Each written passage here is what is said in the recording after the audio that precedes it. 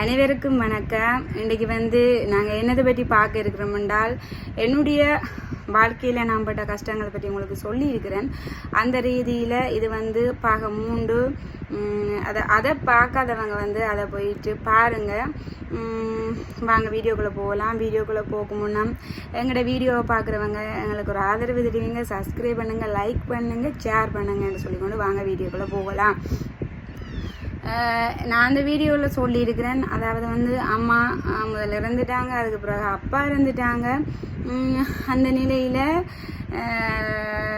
ஒரு அம்மா இல்லை, அப்பா இல்லை, நான் இது அனாதை ஆகிட்டேன், நான் ஒரு தனிச்சு போயிட்டேன், நான் அக்காவையும் வெட்டிங் பண்ணிட்டேன், நான் ஒரு தனிச்சு போயிட்டேன் அப்படின்ற மாதிரி நான் நினைச்சிட்டு கொண்டுட்டேன். அக்காவை எனக்கு ஆதரவாக இருந்தாலும், எனக்கு ஒரு அன்பாக இருந்தாலும், எனக்கு அம்மா அப்பாவோட அன்பு போல கிடைக்கல. எல்லாருக்குமே அப்படித்தானே, அம்மா அப்பாவோட பாசம் எதுக்குமே ஈடாகாது. அப்படி மாதிரி தான் எனக்கு ஈடாகல. அந்த ரீதியில் அம்மா அப்பாவை இருக்கும்போது எத்தனையோ உறவுகள் நலமாக இருந்தாங்க. ஆனால் சில உறவுகள் அம்மா அப்பாவை இல்லாமல் போன பட்சத்தால் சில பேர் தங்களில் இது இதண்டிடலாமா அப்படின்ற மாதிரி சில பேர் விளத்தி கொண்டாங்க. ஆனால் நிறைய பேர் ஆதரவாகவும் இருந்தாங்க. அம்மா இல்லாத பிள்ளை அப்படின்னு சொல்லி நிறைய பேர் பாசமாகவும் இருந்தாங்க. அந்த நிலையில் நான் அப்படி இருக்கிறேன், அக்காவிட்ட இருக்கிறேன். அப்படி இருக்கிற நிலைமையில் அக்காவை விட்டு இருக்கிறது சரியில்லை அப்படின்ட்டு மாமியாக்கள் அப்படி நினைச்சபடியா, இப்போ குடும்பமாக இருக்கிறது சரியில்லை தானே அப்படி மாதிரி அவன் நினைச்சபடியா எங்களுடைய சொந்தக்காரர் எல்லாருமா சேர்ந்து நான் மாமி வீட்டு, அதாவது அப்பாவிட அக்கா வீட்டில் நான் இருக்க வேணும் அப்படின்ன மாதிரி அங்கே போயிருந்தேன். நான் மாமி வீட்டை போயிருந்தேன். நான் உண்மையிலேயே ஒரு நல்ல ஒரு ஆளுன்னு சொல்ல வேணும். அங்கே இருந்த வரைக்கும் என்னை ஒரு தன்னுடைய ஒரு மகளாக பார்த்துருந்தா. எனக்கு என்ன தேவையோ அதெல்லாம் பூர்த்தி செய்து என்னை ஒரு நல்லா பார்த்து கொண்டவா. நான் எனக்கு 1.5 வருஷமாக அங்கே இருந்தேன்னா அவள் என்ன நல்லா பார்த்து கொண்டவா. ஆனாலும் எனக்கு எல்லாருக்குமே அப்படித்தான் இருக்கும். என்னண்டா சொந்த இடத்துல, சொந்த ஊரில், சொந்த வீட்டில் இருக்கிற மாதிரி யாருக்குமே வராது. அம்மா அப்பா இல்லை, அந்த பட்சத்தில் அக்காவியோடையாவது இருப்பமே அப்படின்ற ஒரு ஆசை காரணமாக மறுபடியுமாக நான் நான் 1.5 வருஷத்துக்கு பிறகு அக்காவியோடு இருக்கிறேன். அப்படி இருக்கிற நேரத்தில் ஒரு நல்ல ஒரு சந்தோஷமாக இருக்கிறேன். அப்படியான நேரத்தில் என்னுடைய பூர்த்தி, அதாவது எல்லாத்தையுமே அக்காவியா சாப்பாடு எல்லாம் தருவினோம். ஆனால் அப்படியே இதன்ற நேரத்தில் எனக்குன்ற ஒரு ஆசை இருக்குன்னு தெரியுமா. அதாவது ஒரு குமர் பிள்ளையாக இருக்கும்போது அது எல்லாருக்குமே ஒரு ஆசை தான். ஒரு நல்ல உடுப்பு போட வேணும், நல்ல ஒரு விதவிதமாக தோடு, விதவிதமாக செருப்பு அப்படின்னு ஒரு ஆசை இருக்குமே. அந்த இதெல்லாம் நான் அக்கா வீட்டை கேட்டுக்கொள்ள முடியுமா? இல்லை. அந்த நிலைமையில தான் நான் வேலைக்கு போக வேணும், யாருக்குமே ஒரு பாரமாக இருக்கக்கூடாது அப்படின்ற ஒரு பட்சத்தில் யாருமே என்ன அப்படி நினைக்கல. ஆனால் நான் எங்களுக்கு இன்னும் ஒரு மனசாட்சி இருக்குதானே. அந்த நிலைமையில் நான் வேலைக்கு போக போகிறேன் அப்படின்னு மாதிரி நான் அக்கா வீட்டை கேட்டிருந்தேன். கேட்ட நிலையில் இல்லை வேணாம், வீட்டை அப்படியெல்லாம் வேலையை போக தேவையில்லை அப்படின்ற மாதிரி சொல்லி இருந்துச்சு. ஆனால் நான் இல்லை இப்படி இதே கதையை தான் நான் சொல்லியிருந்தேன். இப்படி எனக்கும் இப்படி என்னுடைய இதுவரை செஞ்சு கொள்ள வேணும், என்னுடைய இதுவரை நானும் ஒரு உழைக்க வேணும் அப்படின்னு எனக்கு ஒரு விருப்பம் இருக்குது. இந்த சொந்த காசில் எனக்கு உழைக்க வேணும்னு விருப்பம் இருக்குது அப்படின்ற சொன்ன நிலையில் ஓமன்ட்டு சொல்லி விட்டாங்க. அதாவது அம்மா இருந்த நிலையில் நான் ஒரு மனதை சரியாக ஒரு விட்டுட்டேன். அப்படியான நிலைமையில் யாரோடையுமே காய்ச்சி கொள்றதில்லை, சிரிச்சு கொள்றதில்லை. அதுக்கு பிறகு மீண்டு வர நிலைமையில் அப்பா இருக்கிறாரு அப்படின்னு மீண்டு வர நிலைமையில் இப்போ அப்பா இருக்கிறார். அப்போ ஒரு மனசையே ஃபுல்லாக விட்டுட்டேன். அந்த நிலைமையில தான் நுவையும் யோசித்து பார்த்துட்டு நான் இதிலேருந்து மீளுவேன் அப்படின்ற நிலைமையிலேருந்து தான் என்னை விட்டுருந்தாங்க. அப்போ அங்கே போன பிறகு உண்மையிலேயே நான் ஒரு எல்லாத்தையுமே மறந்து நான் அதிலேருந்து மீண்டு வந்தேன்னா, அந்த நிலைமையில் நாங்கள் போய் சேர்ந்தது ஒரு பார்மசி. அந்த பார்மசியில் நான் வேலை செய்கிறேன். நாங்கள் உண்மையிலேயே அந்த பாஸ் வந்து உண்மையிலேயே ஒரு நல்ல ஒரு மனிதன். அம்மா அப்பாவை இல்லைன்னு தெரியும், அப்பாவை நல்லா அவருக்கு தெரியும். அதால் வந்து அவர் என்ன மட்டும் இல்லை, அங்கே வேலை செய்கிற ஒரு 10 பேருக்கிட்ட எல்லாருமே பொம்பளை பிள்ளையெல்லாம் ஒரு மகள் மாதிரி தான் பார்த்துருந்தார். தூர இடத்துலேருந்து வரவங்களுக்கு வந்து காலமை சாப்பாடு மத்தியான சாப்பாடு எல்லாம் கொடுப்பார். அதே மாதிரியாக அவர் யாழ்ப்பாணம் இருக்கிறது, யாழ்ப்பாணத்துக்கு இருந்து வரைக்கே கூட எங்களுக்கு சாப்பாடுகள் ஐஸ்கிரீம் அப்படி மாதிரி வாங்கி கொண்டு வருவார். அப்படி ஒரு நல்ல மனிதன். அப்படியான ரீதியில் எனக்கு அம்மா அப்பாவே இல்லைன்னு தெரியும், சாப்பாடு கொண்டு வந்து தர்றதுக்கு ஆக்கள் இல்லைன்னு தெரியும். இப்போ கொண்டு வந்து தாரதெல்லாம் கஷ்டமே, அக்காவே வேலைக்கு போகிறது, அதால் வந்து கொண்டு வந்து தரதுக்கு ஆக்கள் இல்லைன்னு தெரியும். அதால் வந்து அவர் வந்து சாப்பாடு வந்து எனக்கு காலமாக மத்தியானம் எனக்கு மட்டும் இல்லை, அங்கே வேலை செய்கிற தூர இடத்துலேருந்து வரவங்களுக்கெல்லாம் சாப்பாடு கொடுப்பேன். அப்படியான பட்சத்தில் தான் அப்படியாக வேலை செஞ்சு கொண்டிருக்கிறான். நல்ல ஒரு ஃபேமிலியாக போகுது. மச்சால் வேலை செய்யணும், என்னுடைய ஃப்ரெண்டாக்கள் வேலை செய்யணும், ரூபி செந்தூரி அப்படின்னு சொல்லி ஒரு நல்ல ஒரு சந்தோஷமாக என்னுடைய வாழ்க்கையில் அம்மா இழந்தா பிறகு வந்து நான் ஒரு சந்தோஷத்தை இல்லாமல் போனேன். எனக்கு வந்து அங்கே போன அப்புறம் ஒரு நல்ல ஒரு சந்தோஷம், நல்ல ஒரு ஃப்ரெண்ட்ஷிப் எல்லாம் கிடைச்சது. அப்படியான நிலைமையில தான் மறுபடியுமாக நான் வந்து கஷ்டப்படக்கூடாது, இங்கேருந்து கஷ்டப்படக்கூடாது, இங்கே எனக்கு யாருமே இல்லை, தங்களோட வந்து இருக்கட்டும், ஒரு நல்ல நிலைமையில் இருக்கட்டும்ன்ற ரீதியில் வந்து எங்களுடைய பெரியப்பா வந்து என்ன வெளிநாட்டுக்கு எடுக்க இருந்தவர். அப்படி வெளிநாட்டுக்கு எடுக்க இருந்த நிலையில் அவர் வந்து முதல் ஸ்பான்சர் பண்ணி பார்த்தார். அந்த நிலை வந்து சரி வராத காரணத்தால் ஒரு ஏஜென்ட் மூலமாகவோ அவளை வந்து வெளிநாட்டுக்கு எடுப்பிக்கலாம் அப்படின்ற நிலையில் வந்தவர் ஏஜென்ட் மூலமாக வந்து என்ன வெளிநாட்டுக்கு எடுக்கிறதுக்காக இவ்வளவோ பணங்களை செலவழிச்சிருந்தார். அப்படியாக செலவழிக்கும் பொழுது முதல் தடவையாக வந்து நான் ஏஜென்ட் மூலமாக டோஹாக்கு போகிறேன். டோஹாக்கு போயிட்டு அடுத்ததாக துருக்கிக்கு போகும்போது அது வந்து அங்கே இருந்து பிடிக்கப்பட்டு இங்கே ஸ்ரீலங்காவுக்கு கொண்டு வர, இன்னும் ஸ்ரீலங்காவுக்கு வர இடத்துல எனக்கு ஒரு வார்னிங் தந்து என்ன வழியால் விடுறாங்க, இனி வந்து தப்பை செய்யக்கூடாது, இனி நீ வரக்கூடாது என்று சொல்லி என்னுடைய தப்பை வந்து அவங்க சுட்டி காட்டி சொன்னாங்க. ஆனாலும் மறுபடியுமாக திருப்பவும் அதே தப்பு தான் நான் செய்தேன். நான் திருப்பவும் வந்து டோஹாக்கு அதே மாதிரியாக போகிறேன், அதே மாதிரியாக துருக்கிக்கு போகிறேன். துருக்கிக்கு போகிற இடத்துல வந்து நான் பிரான்ஸுக்கு தான் போயிருந்தேன். நான் அப்படி பிரான்ஸுக்கு போகிறதுக்கு அந்த போர்டிங் சொல்லுவாங்க, அந்த இடத்துல வந்து அந்த டிக்கெட், அதாவது நான் ஏற போகிறேன், அதாவது அந்த பிளேனுக்கு ஏற போகிறேன், டிக்கெட் அதை கடைசியாக செக் பண்ணுவீங்க தானே, அந்த இடத்துல வச்சு என்னுடைய டிக்கெட்டை பார்த்துட்டு ஒரு டவுட் காரணமாக வந்து திரும்ப என்னுடைய பாஸ்போர்ட்டை பார்க்கும்பொழுது அது ஒரு கள்ள பாஸ்போர்ட், போலி பாஸ்போர்ட் அப்படின்னு சொல்லி என்னை பிடிச்சு துருக்கியில் வந்து 24 மணி நேரம் வந்து நாங்கள் வச்சுருந்தாங்க. அது அங்கே அவையுடைய வளமையை வந்து அங்கே 24 மணி நேரம் வச்சுருந்தாங்க. அங்கே வந்து எத்தனையோ தப்பு செய்தவங்க அதுக்குள்ளே இருந்தாங்க பொம்பளையர். அப்படியாக வச்சுருந்த நிலையில் அப்போ நான் சரியாக அதுக்குள்ளே இருந்து எனக்கு தெரியும் நான் தப்பு செஞ்சுருக்கிறேன், நீ போனால் என்னை வந்து சிறையில் தான் அடைப்பாங்க அண்டு எனக்கு தெரியும், அங்கே எவ்வளவோ கஷ்டங்களை அனுபவிக்கணும்னு தெரியும். நான் வரும் பொழுதே 2ஆம் தரம் வரும் பொழுதே ஒரு முடிவோடு தான் இருந்தேன் நான். அதாவது இதுலேயும் சரி வராட்டி இனி நான் இருக்கிறதுலேயே பிரயோசனம் இல்லை, இனி போயிட்டு அங்கே எவ்வளோ துன்பங்களை அனுபவிக்கணும்னு சொல்லிட்டு அப்படி போயிட்டு சரி வராட்டி தற்கொலை செய்யணும் அப்படின்னு சொல்லிட்டு குடிசையும் கொண்டு தான் போனான். அப்படி போடுவோமா அப்படின்ட்டு நினைக்கிற நிலைமையில் போட்டுட்டு இறந்துட்டா எந்த ஒரு பிரச்சனையும் இல்லை.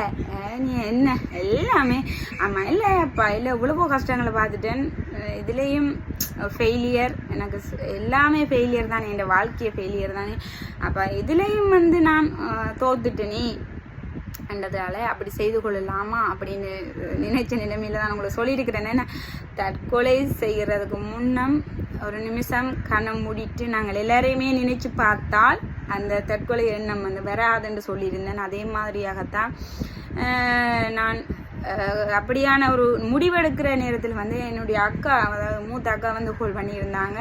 கோல் பண்ணி அழுதுருந்தாங்க, நீ வந்து என்னுடைய மூத்த மகள், நீங்கள் வந்து இங்கே வா, உனக்கு தேவையானதை வந்து நான் எல்லாமே செய்து வைக்கிறேன், நீ வந்து என்னுடைய எவ்வளவு காலம் இருக்கலாம் அப்படி இப்படின்னு வந்து அழுது கதைச்சிருந்தாங்க. அதோடு வந்து ஒரு நிமிஷம் நானும் கண்ண மூடி யோசித்து பார்த்தேன் எல்லாமே. அதுக்கு பிறகு அதைத்தான் அந்த முதல் வீடியோவில் நான் சொல்லியிருக்கிறேன், ஒரு வீடியோவில் சொல்லியிருக்கிறேன், தற்கொலை வந்து எல்லாத்துக்குமே முடிவான்னு சொன்னால் இல்லை. அந்த ஒரு நிமிஷம் கண்ண மூடி யோசித்து பார்த்தேன்.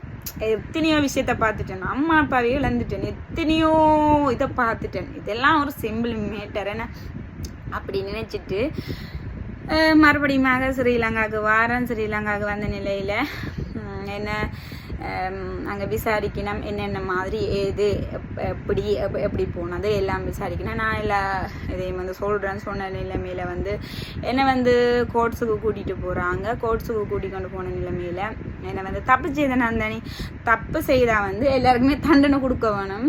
தப்பு செய்துட்டு இல்லை இல்லை இல்லை எனக்கு அம்மா அப்பாவே இல்லாதபடியே தான் நான் இப்படி செஞ்சேன் நான் வந்து சொல்லக்கூடாது. அது வந்து தப்பு செய்தால் யாராக இருந்தாலும் தண்டனை அனுபவிக்கத்தான் வேணும்.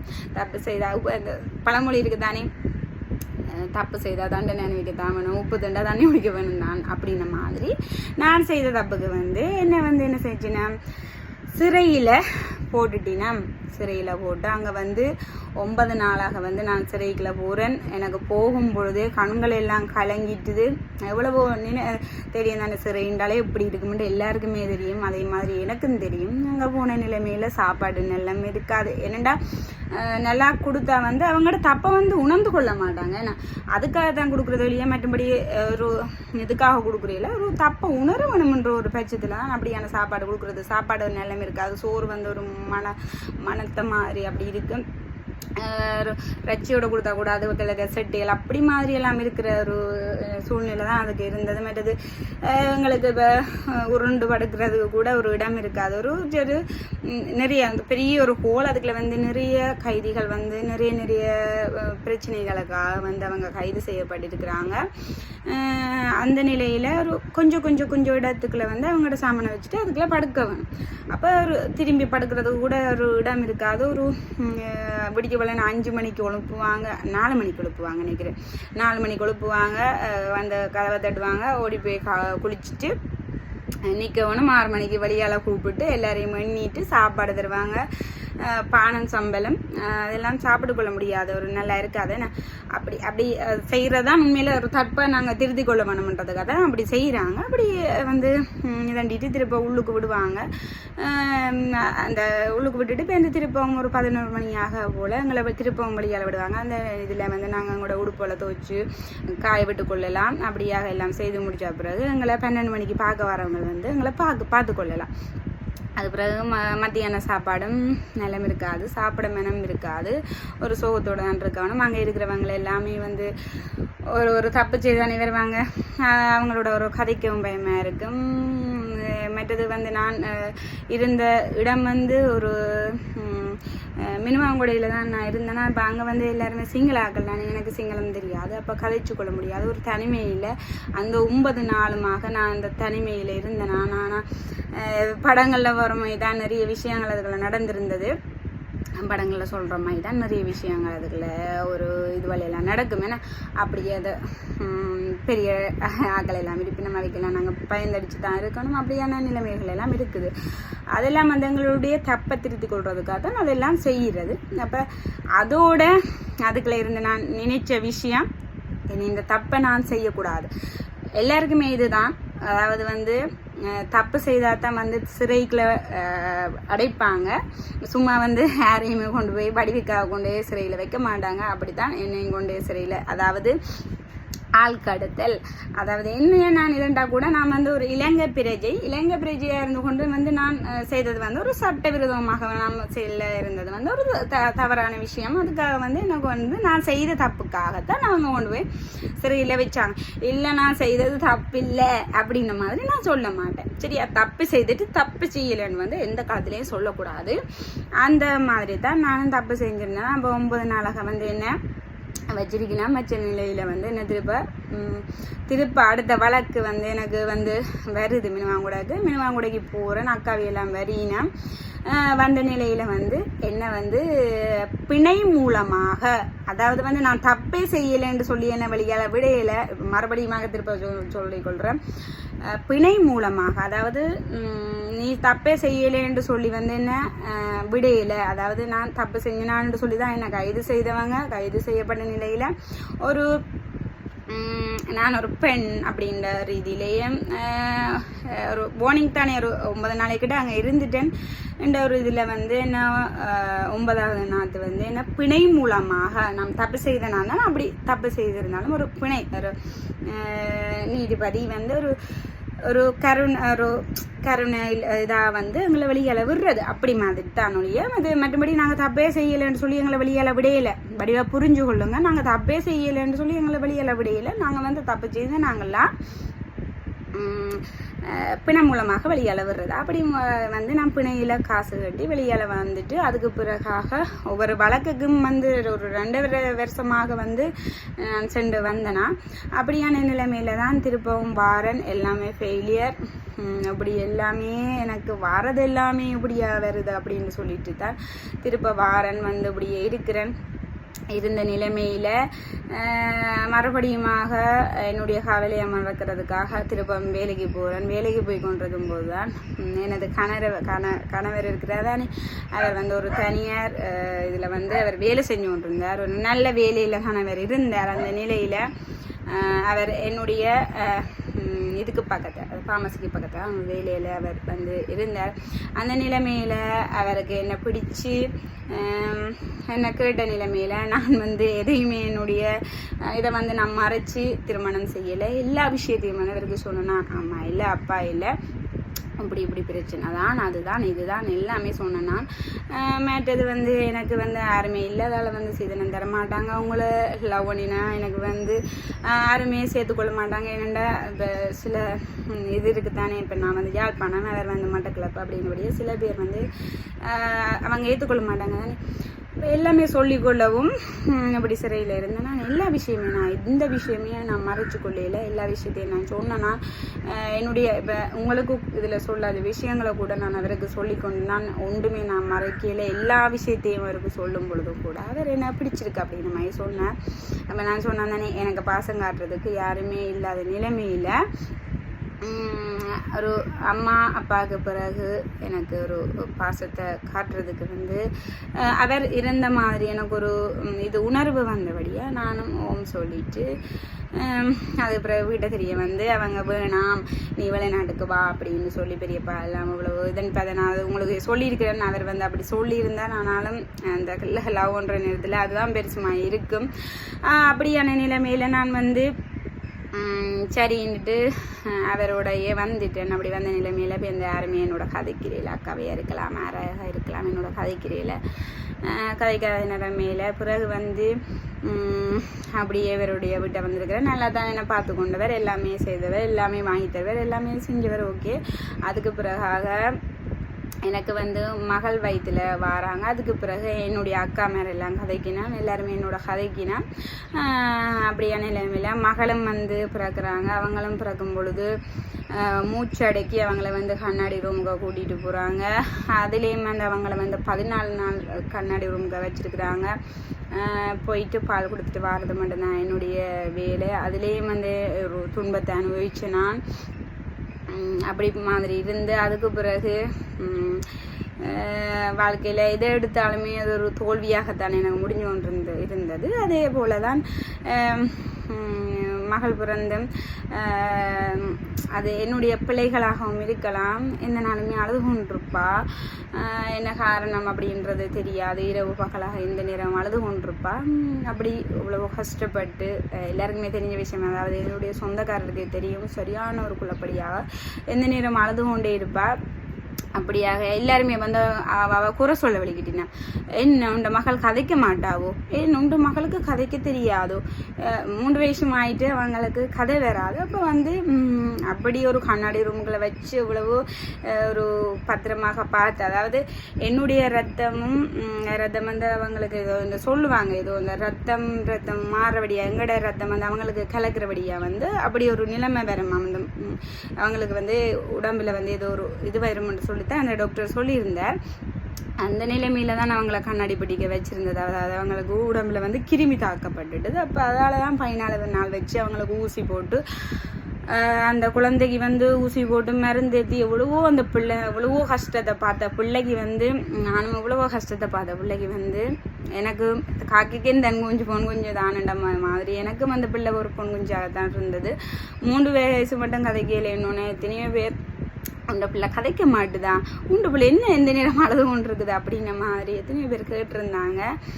சில பேர் இது மாதிரின்னு சொல்லியிருந்தாங்க, இதெல்லாம் இது இல்லை எத்தனையோ பிள்ளையெல்லாம் 5 வயசுலேயும் கதைக்குது. இப்போ இதை மட்டும் சொல்லக்கூடாதுன்னு நல்ல மாதிரி சொன்னவங்களும் இருக்கிறாங்க. அப்படி வந்து சொன்ன நிலைமையில இப்போ வந்து அவாட கதைக்கு யாருமே ஈடு கொடுக்க முடியாது, அப்படி மாதிரி கதைப்பாங்க. அதே மாதிரி தான் 2வது மகனும் பிறந்திருந்தார். என்னுடைய கால சூழ்நிலை என்னுடைய ஒரு இதால, அதாவது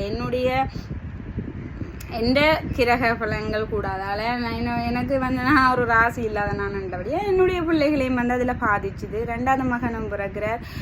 2வது மகன் பிறக்க இல்லாமல், அதாவது 8 மாதத்துலேயே எனக்கு ஒரு வயிற்று குத்து மாதிரி வந்து போய் அங்கே ஒரு கிழமையாக இருந்து திருப்பவும் அந்த கிட்ட வந்துட்டு அந்த பிள்ளை வந்து கிட்ட வந்துட்டு நீங்கள் ஒரு வேலையும் செய்யக்கூடாது, நீங்கள் படுத்த படுக்கையிலே இருக்கணும், இல்லாட்டி டக்குன்னு பிறந்துடும் அப்படின்ன மாதிரி சொல்லி இருந்துச்சுன்னா அதனால் வந்து வீட்டில் வந்து இருந்தால் எப்படி அம்மா இல்லை அப்பா இல்லை யாருமே இல்லை, நான் வந்து இங்கே இருக்கிறேன், அப்போ என்னுடைய வேலைகளை நான் தானே செஞ்சு கொள்ளணும் அப்படின்றது இதில் திருப்பவும் நான் கொஞ்சம் வேலைகள் செய்தபடியாக திருப்பவும் எனக்கு அந்த வயிற்று குத்து வந்து திருப்பவுமாக போய் ஹாஸ்பிட்டலில் அட்மிட் ஆகியிருக்கும்போது அங்கே வந்து 8 மாதம் ஒன்றும் செஞ்சு கொள்ளல, அது உங்களுக்கு இப்போ பிறக்காது அப்படின்னு சொல்லி நாங்கள் இருக்கும்போது எனக்கு சரியான வயிற்று குத்து தாங்க இயலாது.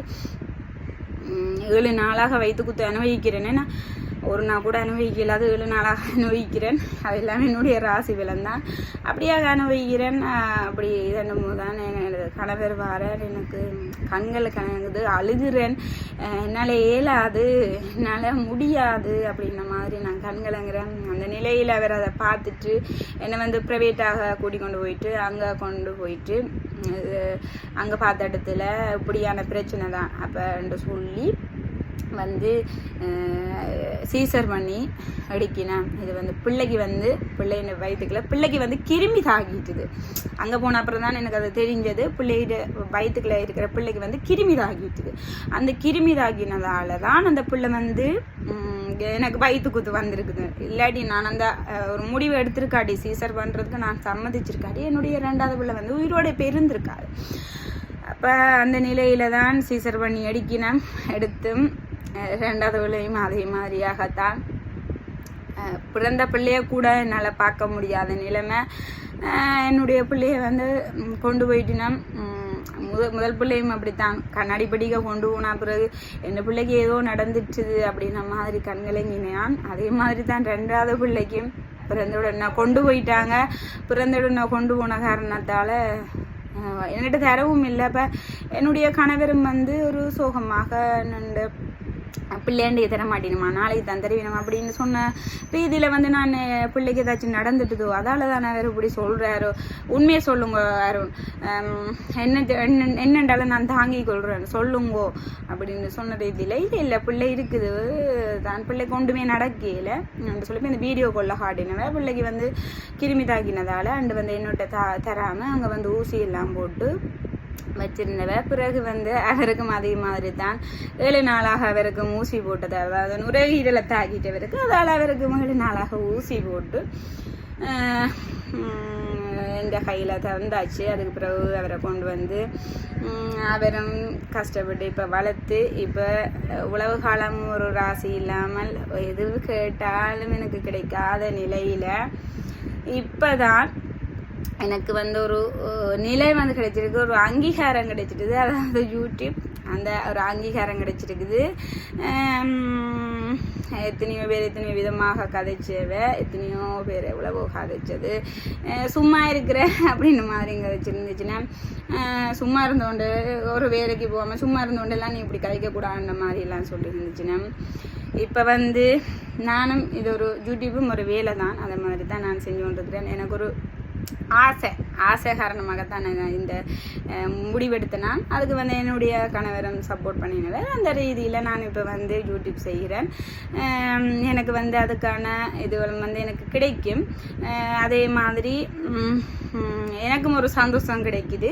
இதில் நானும் ஒரு இது செய்கிறேன் அப்படின்ன மாதிரி நானும் ஏதோ ஒரு வேலையை செய்கிறேன். ஏன்னா சில பேர் அவ்வளவோ வார்த்தைகளை சொன்னவன், உனக்கு கதைக்கே பேச தெரியாது அப்படின்ன மாதிரி கூட சில பேர் சொல்லியிருக்கணும். அதாவது கதைக்கு பேச தெரியாதுன்ற அப்படி அந்த வார்த்தைக்கான அர்த்தம் வந்து எனக்கு வந்து எதுவுமே கதைக்க தெரியாதான், எனக்கு வந்து நான் ஒரு முட்டாளாம் அப்படின்ன மாதிரிலாம் சொல்லியிருந்துச்சுன்னா அதான் நான் அந்த கதைக்கு பேச தெரியாதுக்கான அர்த்தம். நான் ஒரு முட்டாளன்ற மாதிரின்னு சொல்லியிருந்துச்சு. நம்ம அப்படி மாதிரியெல்லாம் சொல்லியிருந்தேன் நிலைமையில் இப்போ வந்து அவங்களோட எல்லாத்தையும் உடைச்சடிச்சு இப்போ நான் வந்து எல்லாத்தையும் இதண்டி இப்போ வந்து ஓரளவு நிலைமைக்கு நான் வந்து ஏறி இருக்கிறேன். இன்னும் வந்து இதில் நிறைய படியேற இருக்கிறேன்.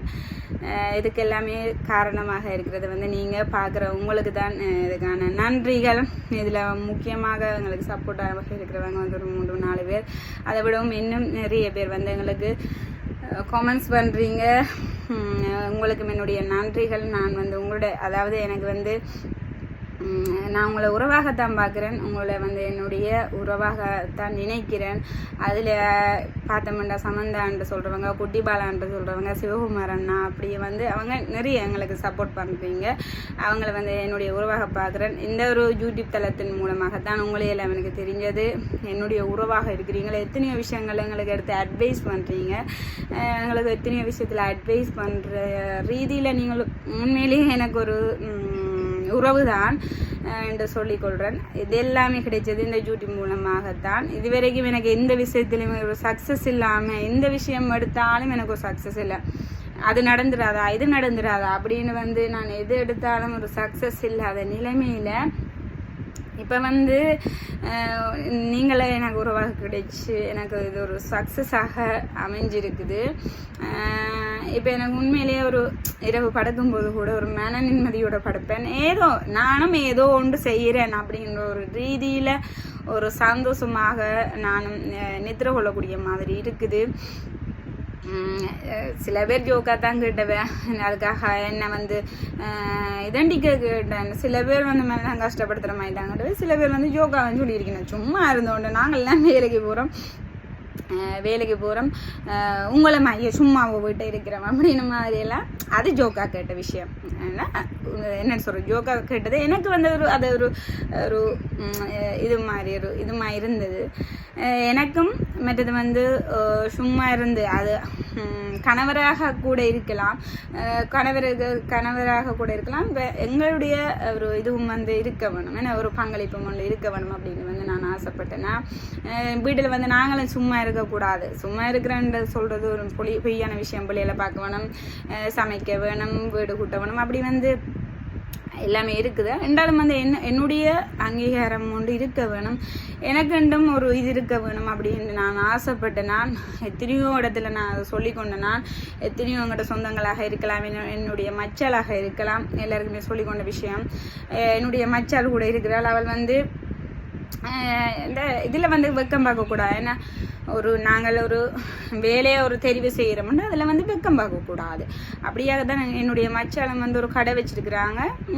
அவங்க வந்து ஒரு நான் கடையில் ஒரு பொம்பளையாக நிற்கணும் அப்படி இப்படின்னு பார்க்காம ஒரு கடையில் நின்று இப்போ அவங்க ஒரு சக்ஸஸான நிலைமையில் இருக்கிறாங்க. அதே மாதிரி தான் இன்னும் ஒரு மச்சாள் தையல் வேலையில் தாண்டி அவங்க ஒரு சக்ஸஸ். அவங்கள பார்க்கும் பொழுது தான் எனக்கும் வந்து நானும் ஏதாச்சும் செய்ய வேணும், நானும் ஏதோ ஒரு செய்ய வேணும் அப்படின்ற ரீதியில்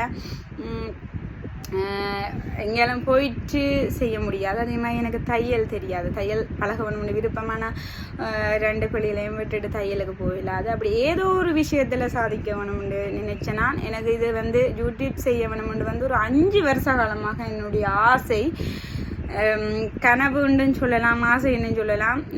யூடியூப் செய்யணும்ன்ற ஆசை. அதுக்காக இவ்வளவோ எஃபெக்ட் போட்டேன்னா அவ்வளவோ செஞ்சேனா. ஆனால் என்னுடைய ராசியின் பலனாக எனக்கு இது வரைக்கும் கிடைக்கல. ஆனால் இப்போ வந்து நான் நிறைய உறவுகளை பார்த்துருக்குறேன், எத்தனையோ இதை பார்த்துருக்குறேன்.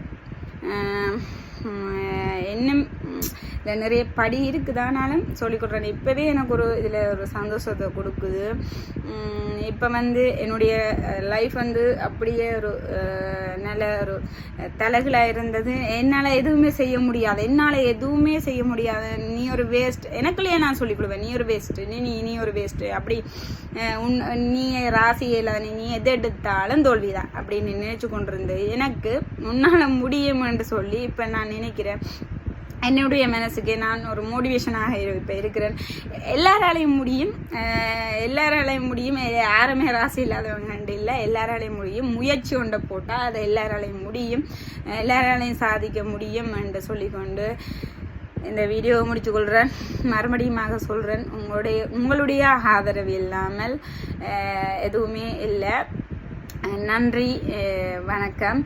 இதே மாதிரியாக இன்னும் எங்களுக்கு சப்போர்ட் பண்ணுங்கள். இன்னும் வந்து எங்களுடைய வீடியோ பாருங்கள். இதில் வந்து ஏதாச்சும் தவறாக கதைச்சிருந்தா அதையும் சொல்லுங்கள். அதே மாதிரியாக வேறு ஏதாச்சும் வீடியோ போட வேணும், உங்களுக்கு ஏதாச்சும் என்ன மாதிரியாக வீடியோ போட வேணும். அதாவது நீங்கள் தான் இதை பார்க்குறீங்க, உங்களோட விருப்பப்படி தான் நாங்கள் செய்ய வேணும், எங்களோட விருப்பப்படி நாங்கள் செய்யக்கூடாது.